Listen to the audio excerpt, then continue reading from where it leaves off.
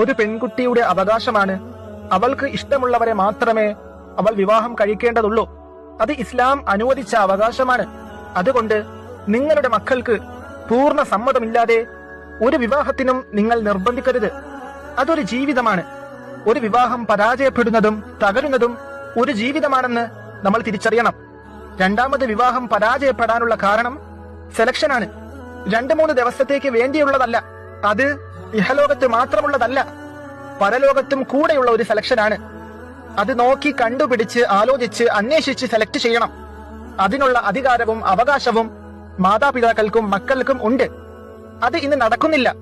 ഇന്നത്തെ മിക്ക വിവാഹവും പ്രണയ വിവാഹങ്ങളാണ്. മാതാപിതാക്കൾ മക്കളെ ശക്തമായി ബോധവൽക്കരിക്കേണ്ട കാര്യമാണ്.